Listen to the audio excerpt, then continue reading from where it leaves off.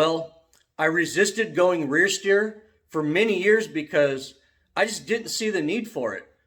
I was clearing the same obstacles as the guys with rear steer and often made it look easier without the queer steer. A few years ago, trails like Sandthrax and Declined were considered the extreme trails, yet my drag axle buggy had no issues getting through them at all. But in the last couple years, obstacles that buggies are attempting have become so extreme that rear steer is almost mandatory if you want to play on them. So I'm finally breaking down, giving in, and surrendering to rear steer. Now, I did a lot of research and weighed the pros and cons of doing a Mega High 9, Gearworks 10-inch, built Dana 60, or a 14 bolt for my rear steer axle. In the end, the 14 bolt was the clear winner for ultimate strength, parts availability, and cost savings. And rather than repurposing a junkyard 14 bolt housing like I've always done in the past, this time I went all out and ordered a housing from Crane. Crane provides a brand new American-made 14 bolt housing and installs huge 4-inch outside diameter tubes that are half-inch thick the entire length. I also ordered Crane Kingpin knuckles and arms that use the common Dana 60 parts. And I plan to use cheap old school Chevy disc brakes, which I'm already running on my current 14 bolt. And of course, this axle will probably wear 300M RCV axle shafts. I haven't decided if I'm going to fabricate my own truss and mounts like I did with my last axle, or if I'm going to take the easy way out and just order stuff from Artec like everybody else does. I also haven't decided if I'm going to run a dual pump system or run off of a single pump. Obviously, I have a lot to figure out along the way, but this is going to be a slow and steady project, something I spend a little bit of spare time on over the next month or so. Taking your time is often the key to good results, and that's what I plan to do. So sit back, grab a beer, and enjoy what's sure to be a very long video of me building a 14 bolt rear steer axle. Okay, so I got my Crane 14 bolt rear steer housing in, and so far it looks really good. It's a nice looking unit, big old thick tubes on that sucker. And I guess I kind of expected them to put a weld around here, but counting this, it looks like they did 5 rosette welds, pretty big ones too, around the whole circumference of both sides. So I don't know, that should hold pretty good. I haven't heard of a crane axle spinning, but maybe just for a little bit of added security I might weld around that. We'll see. I got my outers on. It's crane knuckles, crane arms. Looks pretty good. I went ahead and put on the Chevy 3/4 ton brake components like Crane recommends, and I'm already running Chevy 3/4 ton brakes on the 14 bolt in that buggy, so pretty familiar with that. So now that I got that together, test fitted everything looks good.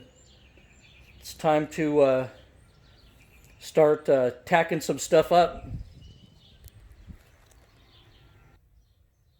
And I had Crane weld on my C's to the axle tubes at 12 degrees to match my pinion angle. And they welded these on at 12 degrees for me. That way, when the axle's set up right at 12 degrees, my steering arms sit flat. So that was cool of Crane to do that. So I was going to make my own truss like I did on my other axle out of square tubing, but I decided to go the easy route this time and ordered this Artec 14 bolt modular truss for this build. And You know, I like that it's short on the ends. Leaves me some space for mounting my ORIs over there on the tube. And but the only problem with it is this axle housing has monster 4-inch tubes on it, and this truss is made for a 3.5-inch tube, so I'm going to have to clearance it out a little bit to get it to fit flush. Should be pretty easy. A little bit of work on the grinder. So I got this all ground out to fit the 4-inch tubes on this axle, and just got done verifying the settings on my machine. Always test some coupons out before you start welding for real on the same thickness material you plan on welding. You know, this is 1/4 inch right here, so I'm going to weld up some 1/4 inch. And see the machine set right? Another mistake that people make with these trusses is that they think just because they bought a bare metal truss that you don't have to prep it. And as you can see, I prepped everything that may or may not get a weld on it. So, you know, these do, even though these come unpainted, they do have mill scale on them. So you got to do your prep work properly if you want good welds on this.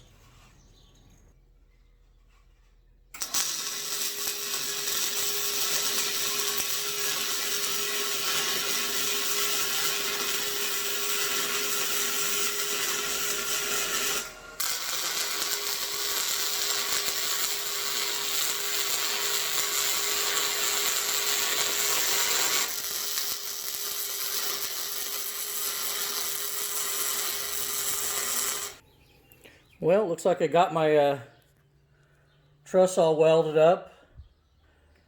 You know, I'm not a professional welder, so it's not the prettiest of welds, but I'm also not one of those guys who has welds fall apart on the trail.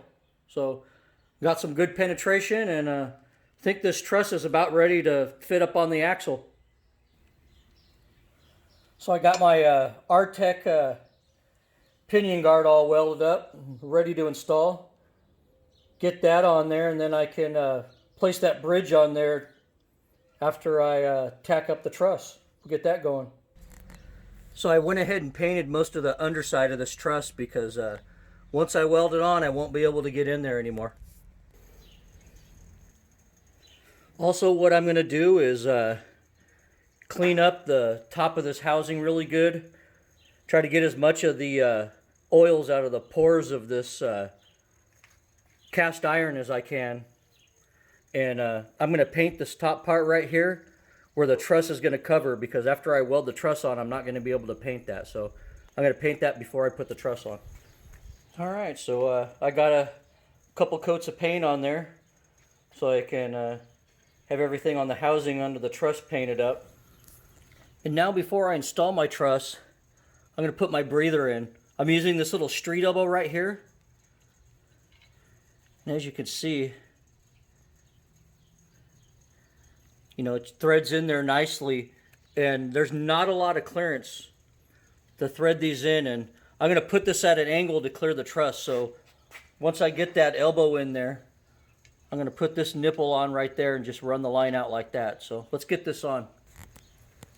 And that's my breather port installed. Very low profile, it'll easily clear the truss. And here's the parts I used right here. Just this 1/4 by 1/4 street elbow. Got this at Home Depot. And this 3/8 inch barb to 1/4 NPT adapter right there. And that's what I use for my breather.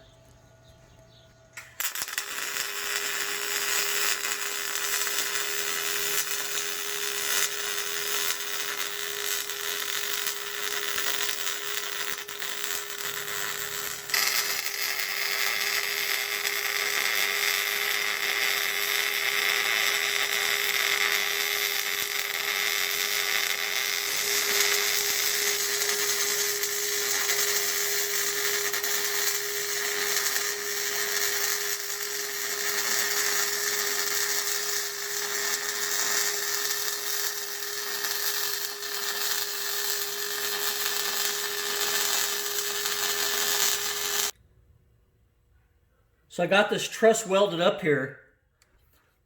And one thing to be mindful of is when you're welding thick materials, particularly this Artec truss, the top portion of this truss is 3/8 inch thick steel, and these axle tubes are 1/2 inch thick steel.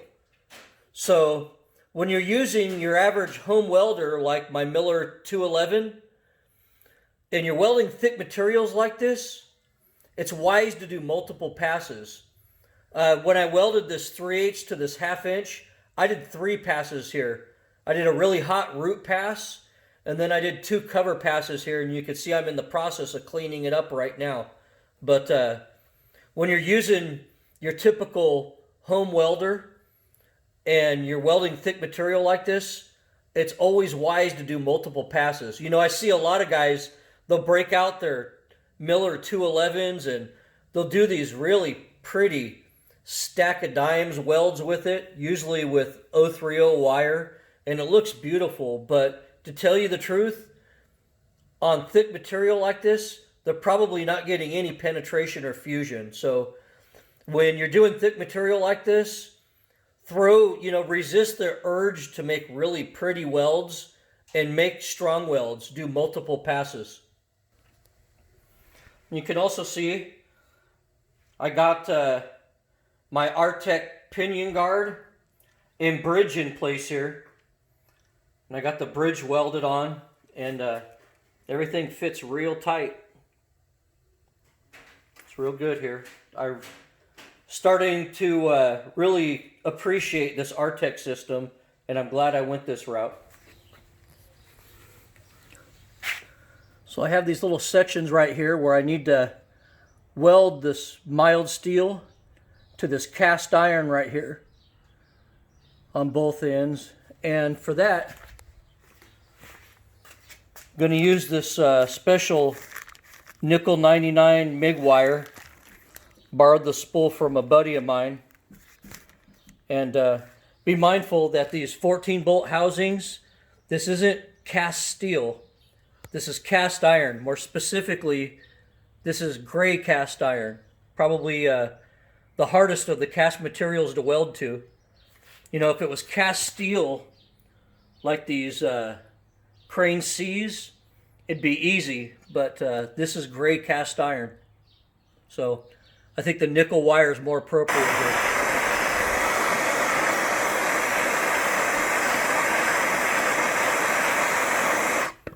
I'm doing preheat on this with MAP gas.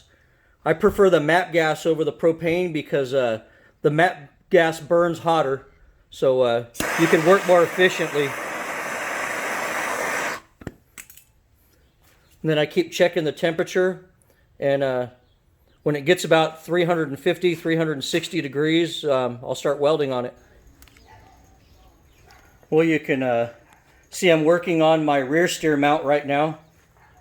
Little creative technique I have. Put a clamp on a 2x4 and hold it on with a bungee right there. You can get stuff squared away to exact height and weld it up like that. So I'm going to tack this up and go from here. According to my measurements, this should be about right, but I'm just going to tack it a little bit and measure a few more times. And before you start mocking up your steering, and definitely before you start burning anything in, make sure you do plenty of research on setting up the correct geometry for full hydraulic steering. What I like to do is mock stuff up in spare sheets of Lexan or cardboard, and basically instead of trying to use that big ass heavy ram, I just match the dimensions of it. This is the exact height of that ram at center shaft. You can see I just made this out of a Lincoln electric box, a piece of foam roll cage cover, and a broomstick, and basically set it up where the heims are going to be on the ends. And you know, I found this is a good way to mock stuff up on the cheap, so you don't waste a lot of good material. And of course, at full lock, you want that to be straight at full lock during the mock-up. And I think with a little bit of tweaking, I almost got it here.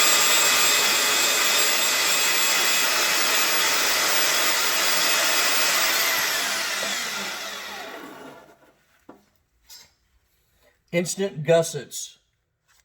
Gotta love this swag off-road table right here. I use the hell out of it. Well, I got this ram mount that I fabricated all burned in. And really like how it turned out here. And I designed it to where you could slip that carrier with the ring gear attached right in and out of there without disturbing anything, and put the diff cover on too. And I like how the ram's going to sit in there recessed a little bit, so it's well protected from rocks. And you know, I like the ram up high. With these 14-bolt rear steered with the centered diff, it really is hard to mount a ram on it and get it perfectly right. I was almost stuck with doing this, you know, and in a way the 9-inch fabricated housings are much easier to deal with because you don't have to worry about pulling everything out the back of the diff. But I'm happy with the way it turned out. Let's mount a ram on it.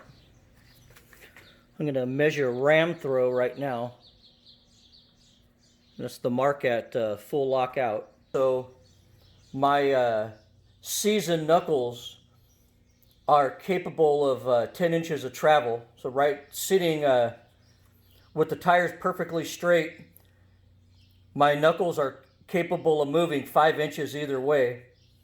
And I have an 8-inch ram, which theoretically will move about 4 inches either way.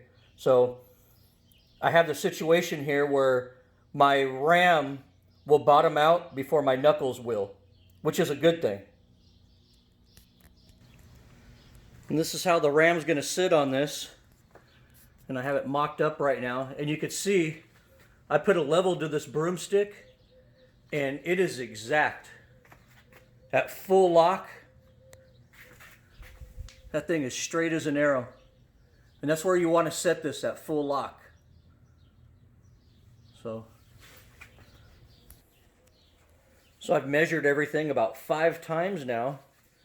And basically, I've come to the conclusion that at full lock, the ram's going to bottom out. I'm going to have about 33 degrees of steering, and it's going to stop before the knuckle bottoms out. So the ram's going to stop before the knuckle bottoms out, and I'm going to have about 33 degrees of steering. And to tell you the truth, for a rear steer axle, I don't need a high degree of steering in the rear for this rear steer axle. So I'm really happy with that 33 degrees. I'm happy it's not going to bottom out on the knuckle, so I don't need to add any spacers or anything to the ram, any internal or external stops to the ram. It's good as is. And that 33 degrees of steering is going to save my RCVs. So I'm really happy with the setup. So next, before I weld this ram on and get all this situated, I need to drill my holes here, put my angled sleeves in there, and make some tie rods. Well, welding in the bungs for the steering arms. Get that all taken care of right now. Arms are drilled and the sleeves are put in. You can see how those sit. Pretty slick. Well, I got the mounts for the ram all welded on.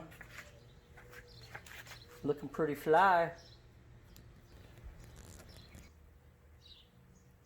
Well, it's about time to get serious about setting up my ring and pinion.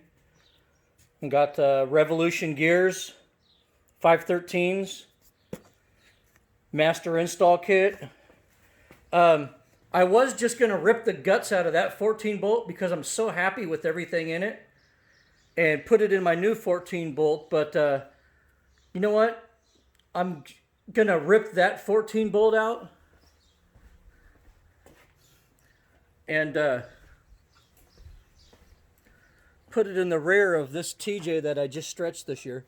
That's my wife's TJ. And so I'm going to repurpose that 14 bolt for that, and that's already running 513 gears, so that'll be perfect. And this is already on 1 tons, my Jeep.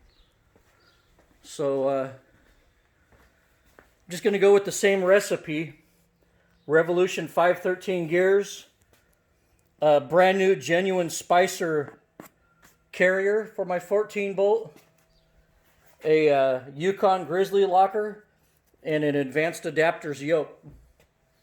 And that's been a really great combination for me. No reason to change things up. Well, I'm going to get the pinion carrier housing together. And of course, I'm using quality USA made Timken bearings on everything. Let's go ahead and go to the press and get these bearings on.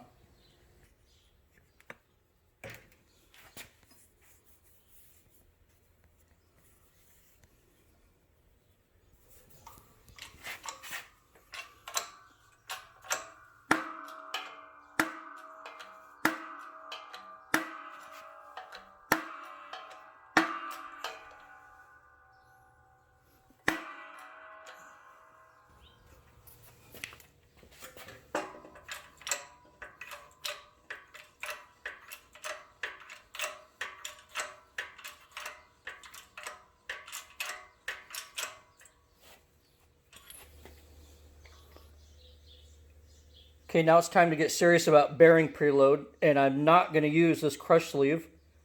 This is a rock buggy, and this rear axle is going to get beat on, so a crush sleeve is really not appropriate for this build. I'm going to use this Yukon spacer kit. I'm going to put that in, and I'm going to start with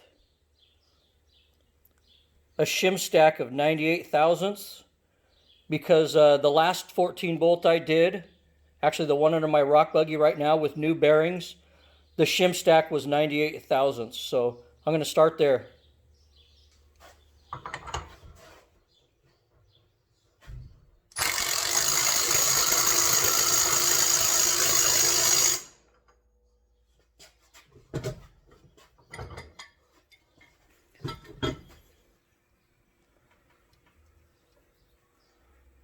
You can see, looks like I got about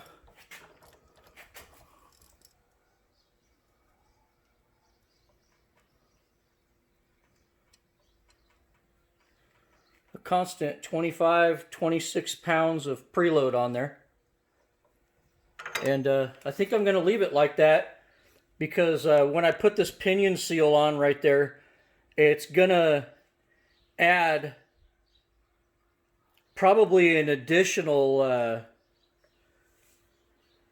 2 or 3 inch-pounds, maybe 4 inch-pounds to the total here. So I'm already running 25, 26 inch-pounds of preload on here. With the pinion seal on, I'm probably closer to, I'll be closer to 28, maybe 29 inch-pounds of preload on there. And I'll be happy with that. With new bearings, factory specs, I believe are between 20 and 35 inch-pounds. So I'm right in between that mark. So I'm just going to leave it right there. I got real lucky. I got my shim stack, my spacer stack right on the first try, and this is ready to go. Real happy with that. So now that I have pinion preload set, time to take back off the nut and the yoke and put in our seal.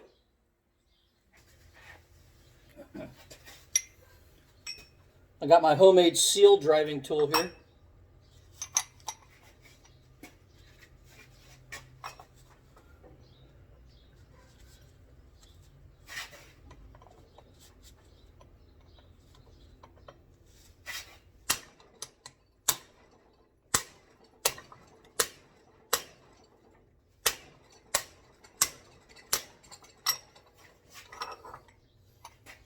Perfect every time.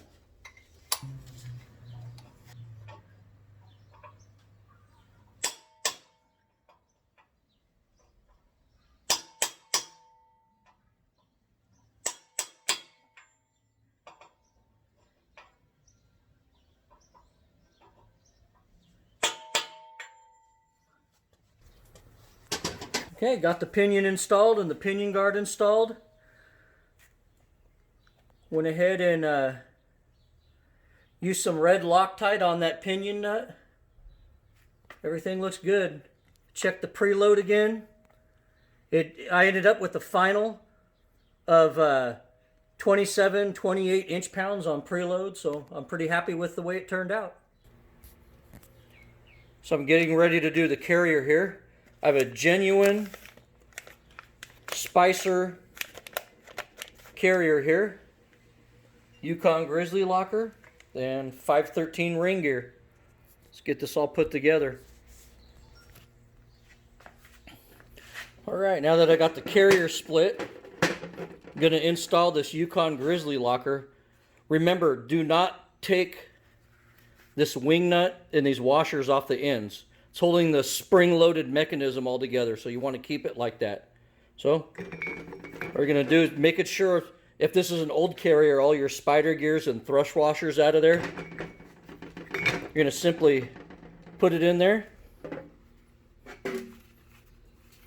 And then put your top half back on, making sure you line up your witness marks. And we're ready to start with the ring gear. A lot of ring gears have little boogers or high spots, and it's important after you clean everything up really good that you go over them and get that off, both on the carrier surface and on the bottom of the ring gear surface. You know, it's real important because the bolts that go on here rely heavily on clamping pressure, and you're not going to get that if you have little high spots or metal boogers on the mating surface. And luckily, these really awesome high quality Circle K gears didn't have any boogers on the mating surfaces. I mean, these things are perfect. And I find that these Korean made Circle K gears, if you're not going to get an American made gear, or you can't get American made gears, these Circle K gears are the next best thing. And when you're fitting your ring gear onto your mating surface and it doesn't fit perfectly, there's a lot of tricks to get it on the carrier. You know, like putting this in the oven or on your barbecue grill for a little while and heating it up to 200 degrees. I've even seen people freeze the carriers to get this on. But, you know, I find usually it's a tight fit, but it's easy to get on. You know, you just line everything up and give it a couple little taps with the rubber mallet. Whatever you do, never try to suck the ring gear down onto the carrier using the ring gear bolts. That's very bad for the carrier, for the ring gear, and for the bolts. You want a true surface down. And I'm going to use red Loctite on these ring gear bolts because these really need to hold. Okay, one of the crazy things about these 14 bolt carriers is that these ring gear bolts need a whopping 120 foot-pounds on them. I mean, that's pretty insane for a light-duty axle. I mean, you look at a lot of 4x4 axles, you know, these bolts only get torqued to 50, 60 foot-pounds, and this 14 bolt goes up to 120 foot-pounds. So the best way I found to do it is to use a breaker bar like this, coupled with a good long-handled torque wrench here, and just put leverage on both. You can see I put this up against my body and pull on the torque wrench to torque it. And I'm going to do this in steps.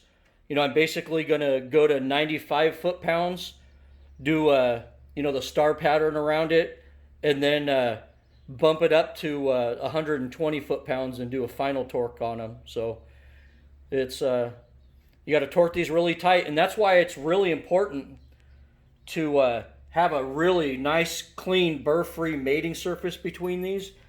And it's also important not to reuse these ring gear bolts. These ring gear bolts are one-time use bolts because they're under tremendous clamping force, and you know, you have to stretch these bolts a little bit to get them to proper torque. So once they're in, and if you have to take them off, throw them away and get new bolts.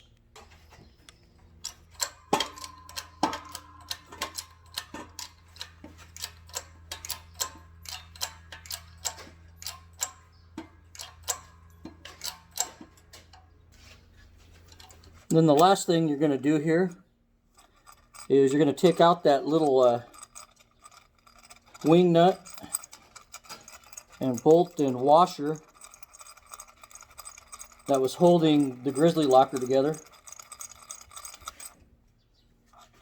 Okay. Go ahead. Take that out the other side. Drop the washer out. And this diff is complete and ready to go in the axle.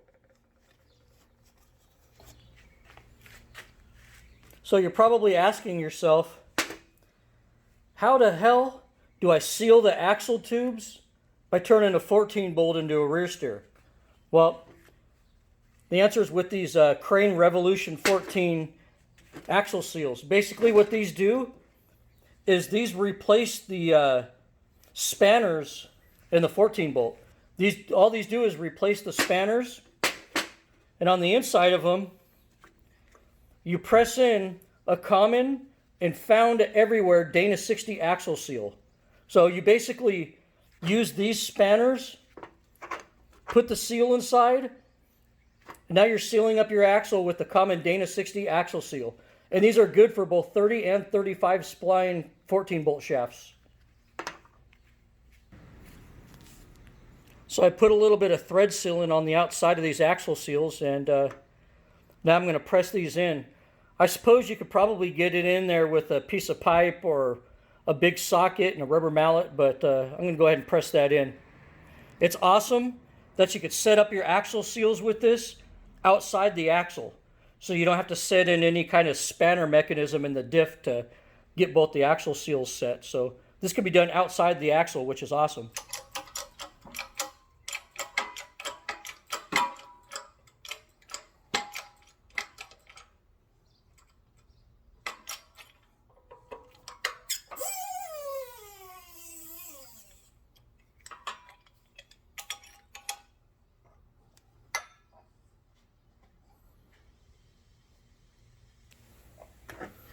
So you can see it really is as easy as that. Just pressing in the Dana 60 seals in there. And like I said, the cool part about this is it can be done outside the axle. You don't have to change out inner axle seals anymore inside the axle. Well, damn, it's hotter than Satan's testicles today. It's 107 degrees outside today, and in that damn garage, I bet you it creeped up to about 115 in there or more. And I just couldn't take it anymore. I had to get my ass over into the pool and open up a cold one because, man, it's hot. I think I'm done working for the day. Just a couple thoughts on this build. You know, I know some of the Cherokee type guys are watching this video going, man, I could have built an old Dana 60 and throw some chrome ollies in it and had rear steer for under $2,000. Yeah, I get that. You probably could. And I know there's some guys out there, you know, the guys with more money than sense that go out and buy $80,000 turnkey buggies, you know, instead of building their own buggies. And they're probably watching this video going, I'm running a Torx axle or a Gearworks axle or a custom Spider Trax axle, and I spent $20,000 on my axle. Well, you know what? My axle is a little bit in between that. To the Cherokee guys out there that want to build a junkyard 60 with junkyard parts, hey, more power to you, man. Get some rear steer on a budget, but don't knock what I'm doing because I want to be stronger than that. And to the snobs out there that buy their $80,000, $90,000 turnkey buggies and don't wrench on their own stuff, you know, I hate to say this, but this 14-bolt rear steer I'm building, you know, it's stronger than your $15,000, $20,000 axle. So, you know, I spend a fraction of the price on that. So just be mindful that this build is a compromise. You know, I want ultimate strength, but I also have a budget. You know, I don't have an unlimited budget on this, and I want to get it done for a fairly good price. And also, I want it to contain common parts. I can go down to AutoZone or anywhere and get parts for it at any time. I don't want to wait 6 months for custom gears. So that's basically the gist of this build. Well, shit's about to get real. This really nice, really expensive 14-bolt housing I bought from Crane, well, it's time to chop some shit up. Okay, so if you saw my 14 bolt shave video, you know I'm not a real big fan of those big chops on 14 bolts that require a lot of heavy welding of cast iron to mild steel on the housing, and it thins the housing out, and you lose a bolt right here and your diff ends up leaking a lot while you go back and forth in the rocks. And you know, to make matters worse, a lot of those extreme cuts on these 14 bolts for ground clearance require you to machine down your ring gear, which is bad. I mean, why would you get a 14 bolt in the first place if you're going to make it weaker? So on these 14 bolts, I'm a real big proponent of just shaving this damn lip off right here. This is really the only problem with it, is this big lip on the bottom. And once you cut that off and smooth it out, these things just kind of glide over rocks. And I mean, let's be honest here. When you cut this off right here, you have almost the same ground clearance as a Dana 60. I mean, when you cut this off, a Dana 60 only has about a ½ inch more ground clearance than this 14 bolt will. So there's no need to do extreme cuts on these things, especially nowadays where everybody's running 42s and 43s. So I'm going to go ahead and make a mark and start cutting right there.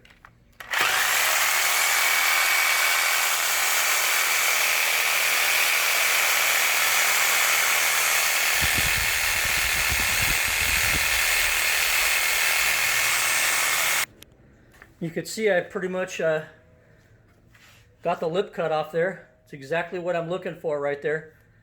It'll give me about an extra ½ inch of ground clearance to put me almost where Dana 60 ground clearance is.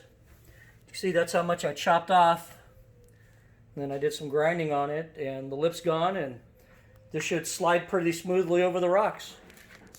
And that's it for the modifications on the housing. So you already saw me make these tie rods out of some tube remnants I had.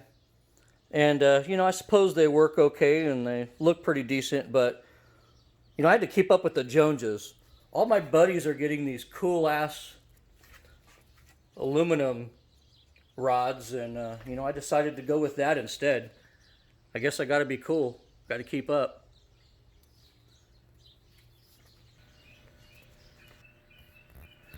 So it's Sunday morning. I had the infectious off-road crew over last night, so I'm a little bit hungover this morning, but I have a goal this morning to put this axle in the back of this today. So go ahead and start disconnecting everything over here, put it on jack stands, roll that axle out, and put that axle in. Well, I rolled that bitch out with the old, in with the new. I had to do a little bit of modification to these Artec lower link mounts in order to get them to fit the 4-inch outside diameter tube on this axle, but a little bit of grinding, no big deal, easy to do. Well, I got my ORI axle mounts done, and I had to make them with that funky 1.6 inch mounting width, but they're all done. Came out pretty good, and they're going to work out perfect, I think. At this point in your build, you have an important decision to make. Are you happy with your current 4-link geometry? If you're reasonably happy with the geometry you're already running, try to keep it close to that. But if you weren't happy with your link geometry or your pinion arc through travel, especially in droop, or your anti-squat, now's the time to attempt to improve things a bit if you can. I was really happy with the anti-squat I was running, but I really needed to get a better pinion angle at full droop with my CV driveline in the rear. So I made a few tweaks to get that done. Well, I got the upper and lower link mounts tacked on, and everything's measured up here, and it's actually looking pretty damn sweet. Everything's sitting perfect. So far, so good. One of the things that, I was kind of anticipating, but is weird, is that, when you go with a rear steer axle, you lose a lot of tube back here. And normally, the shock would be mounted over here. So what I'm going to have to do is I'm going to have to redo my upper shock mounts and bring them inboard a little bit more, which is a little bit of a pain in the ass, but not a huge deal. So I'll go ahead and get that done next, and let me put this configuration right here into the 4-link calculator. I've been playing with the 4-link calculator version 3 a little bit, and this is kind of where it looks like I want to be, but I'm going to put in some final numbers before I burn anything in here. So I made a few final adjustments to my link mounting and my link geometry. And as you can see here, I'm at 112 wheelbase now. I stretched it out 2 inches, which is okay now that I have the rear steer on there. You can see I ended up with 71% anti-squat. Pretty happy with that. You can see my roll center height is over 75% of my center of gravity height, so I'm happy with that. It's going to be pretty stable. And my instant center is out here, right below my center of gravity, instead of being 20-25 feet in front of the buggy. This was a lot of compromises here to get everything to fit right. What you're going to find is, unless you're starting fresh with a brand new buggy with a brand new chassis, if you have something that's already built and you want to change things up a little bit, you're pretty limited on what you can do. But also be mindful not to get totally hung up on these anti-squat numbers. Realistically, people get way too hung up on these, and as long as you're under 100% anti-squat, it's somewhere in that 50, 60, 70, 80% range, you're usually pretty good. What I was trying to do here, though, was fix my pinion angle at full droop, so my drive line didn't bind, so my bottom U-joint didn't bind at the axle end. That's basically what I was trying to do here, and I accomplished that with this setup. One of the reasons you're never going to know true anti-squat with most rock buggies is you're never going to know your true vehicle center of gravity height. I was using I'm running an old school Chevy drivetrain in my buggy, so I went with the top of the bell housing measurement on that, and that came out to about 38 inches. But, let's just say, I actually meticulously weighed every single part on my buggy and where it's placed on my buggy, and let a computer program find out my actual true center of gravity. And let's just say it was at 34 instead of 38. That just changed my anti-squat to 81%. Let's say it went the other way. Rather than it being at 38, let's just say it was really at 43 inches. That just changed my anti-squat to 62. So we're just guesstimating our center of gravity height, and that actually has effect on real anti-squat. So I would say probably 99.99% of off-roaders out there don't have their true anti-squat number because they don't have their true vehicle center of gravity height. So, don't dwell on this number. Your main thing here is you want it to be in the ballpark. You want your roll axis angle to be in the ballpark. But more importantly, you want to make sure everything fits on your buggy and nothing binds through full articulation. That's what's more important.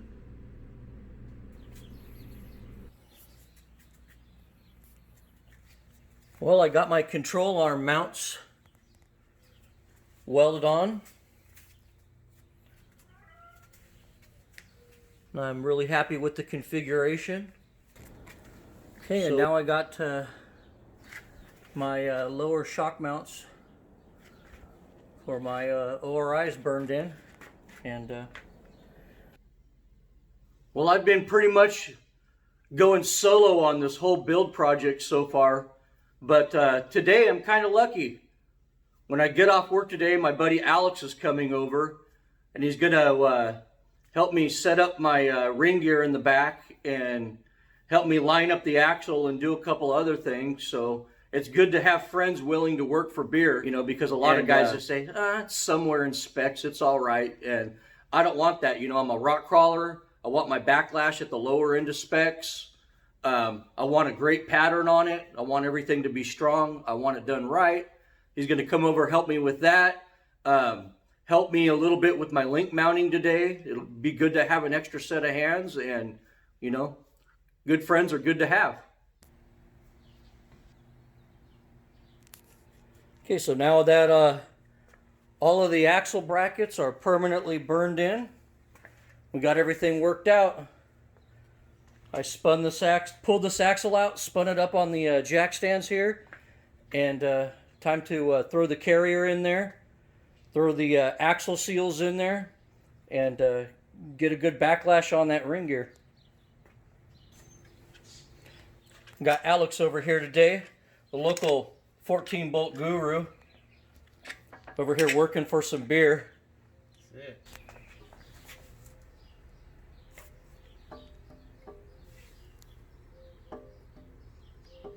Seven. There it is, 7 on the money. On the money. Cool. A lot of pattern. You got a little brush? Get a pattern.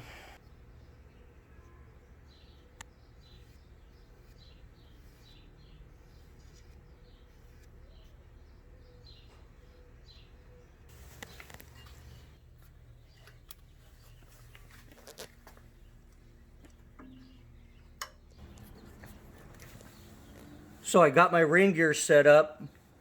Unfortunately, I had to take the whole pinion carrier off and reshim that. I ended up using a 10,000th shim on it. And then I got backlash set to 7,000ths, and everything's great. Then after I got backlash set on this and the pattern was good, I marked the spanners, you know, for depth and position right here on exactly where it was, where I got that good 7,000ths of backlash. And I took the whole carrier out, and then these Revolution 14 spanner seals right here, I basically unscrewed them, took them out, cleaned the threads on the spanners and on the housing. I screwed them back in maybe 2 threads, and then I coated the threads liberally with a lot of sealant, screwed them back in, dropped the carrier back in, returned my backlash to where I had it set on these spanners, verified that I was still getting that 7,000ths backlash, and put it back together and called it good. And we're ready to put on the diff cover and roll.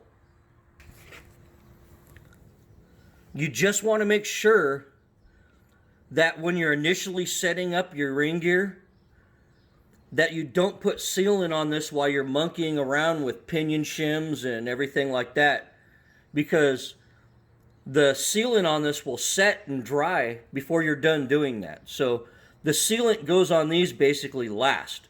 After you get everything set, you take all this out, you put the sealant on the threads, and then put it back in and put it to where you need it. But you know, when you're first trying to set up your gears, do not put the sealant on this. Otherwise, it'll dry on you, and all the moving you're doing on this back and forth is going to break the sealant, and it's not going to seal properly. And before you ask what kind of sealant you need to use on these Revolution 14 seals, I just used the sealant that came with them. Yep, they come with a tube of sealant.